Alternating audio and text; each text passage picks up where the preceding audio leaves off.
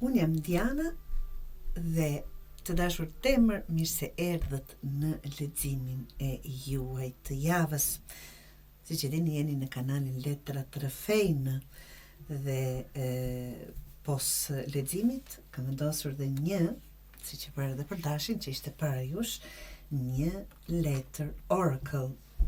Të dashur demër, me këtë çfarë shikoj unë tani, vetëm të ratojmë pak do të shkoj pavarësisht se unë hap letrat, përpara japja duke i përzierë para ju dhe merja shumë kohë të koncentrohesha dhe të lidhja letrat.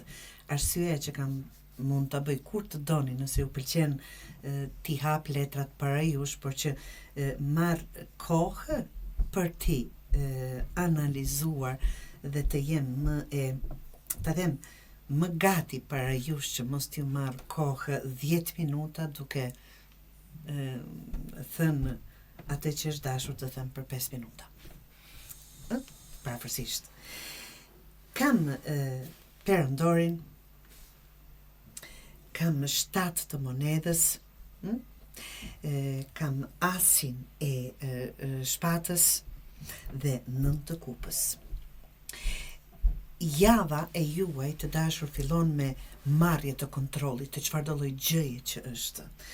Po kur them marrje të kontrollit, tregon që këtu ku është perandori, tregon për me një farë mënyre jeni ju ata që vendosni rregullin, jeni ju ata apo ai kufite drejtimit, nuk është javë për të pritur nga të tjerët, është javë për të marrë timonin në dorë, sidomos në punë se ka të bëjë, në familje, ose në një situatë ku ke heshtur më shumë se ç'duhet, apo më gjatë se ç'duhet. Tani, për ta lidhur gjithë këtë me perandorin, do të thotë që si me një farë mënyre keni filluar vërtet të merrni kontrollin, edhe pse keni vendosur diçka para kësaj dhe kjo është marrja e kontrollit. Dhe do ta keni shumë më të lehtë këtë javë se javën e kaluar për çfarëdo që të bëhet fjalë. 7 të monedës tregon që ke investuar, mund të thotë në kuptimin e asaj që para se të vendosim diçka të dashur temër, e mendojmë mirë, e bluajmë nëpër kokë, analizojmë, dhe ajo është investim i kohës tënde, energji ose durim në atë çfarë keni dëshiruar, çfarë keni synuar. Dhe kjo në 7 të monedës tregon mua dhe tani je sikur në një fazë të vlerësimit. A kam bërë mirë, apo më kthehet ajo çfarë kam investuar, çfarë kam dhënë, është e drejtë kjo ta bëj, çfarë të bëj. Sikur një vendim i madh para kësaj ka ardhur dhe tani jeni duke i parë hapat dhe frutin e asaj atij veprimi apo ndërmarrje që keni bërë. Pra, është një fazë që jeni pakës duke reflektuar, jam duke ashu, po që kontrollin po e merrni dhe po analizoni çfarë jeni duke bërë mirë, çfarë keq, ta them ashtu, apo çfarë mund ta bëni në mënyrë tjetër. Dhe asi i shpatës tregon gjëra të qarta, do të thotë qartësi në çdo gjë të dashur. Është, ta them, në biseda të qartë dhe të prerë, thuaj atë që mendon, apo do të thuhet ajo që është e vërtet, është e saktë, pa zbukurime dhe pa frikë. Një e vërtet e thënë drejt hap në një farë mënyrë rrugën për zgjedhje. Apo kjo, ta them, ky sinqeriteti juaj, apo ky vendimi juaj, çfarëdo që keni vendosur, në fakt po hap rrugët për diçka më të qartë, më të pastër, të prerë, të qartë, e kështu me radhë, pa frikë. Pra, dhe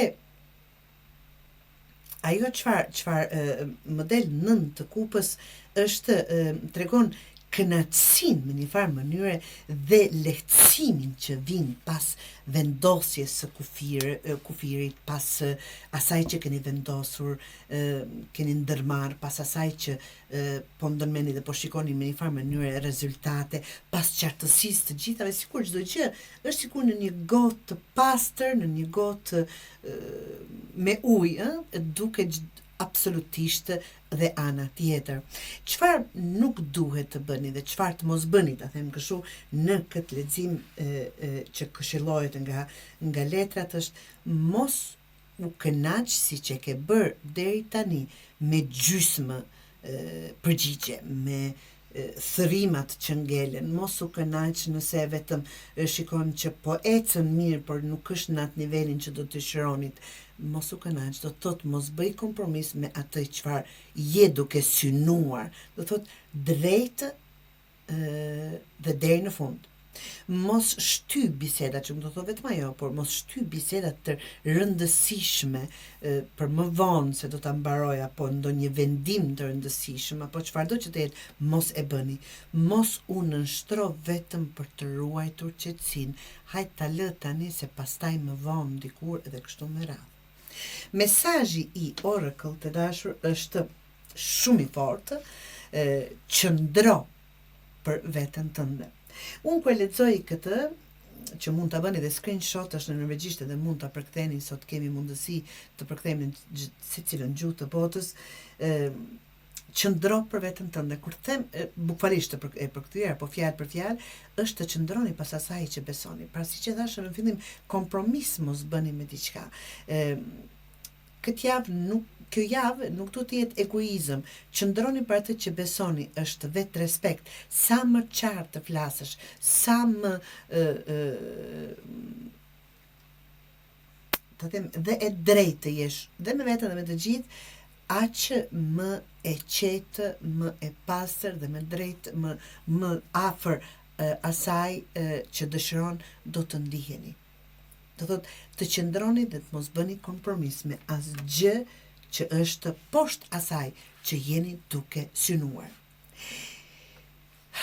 Është një fjalë që këtu e shikoj, është me një farë mënyrë një javë, po e quajmë se kemi atë llafë, ta them tani egoizëm, që nuk do të thotë absolutisht, po e mendoj në kuptimin që duhet të punoni për vete dhe për të qartësuar ca gjëra. Kush nuk flet, të dashur demër, për veten, mbetet pa zë. Kush nuk e ngre zërin, kush nuk thot atë çfarë dëshiron, kush nuk bën atë që ndjen dhe synon, nuk mund të pretendoj që dikush tjetër ta shikoj atë. Gjithsekush mendon me kokën e tij. Apo jo? Dhe nuk mund të pretendojnë që dikush tjetër të kuptoj çfarë mendoni apo çfarë dëshironi, po se that apo po se bët të qartë të gjithë. Unë jam këtu, vendos rregullat i vë unë, nuk e dua në këtë mënyrë, po këtë mënyrë, po të kam investuar çfarë mund të bëj që të rregulloj gjërat, të jesh e qartë dhe e prerë me gjërat, dhe absolutisht vjen kënaqësia gjithmonë pas kësaj, por mos u zbrapsni. Kjo ishte ajo që doja t'ju thoja, të dashur demër.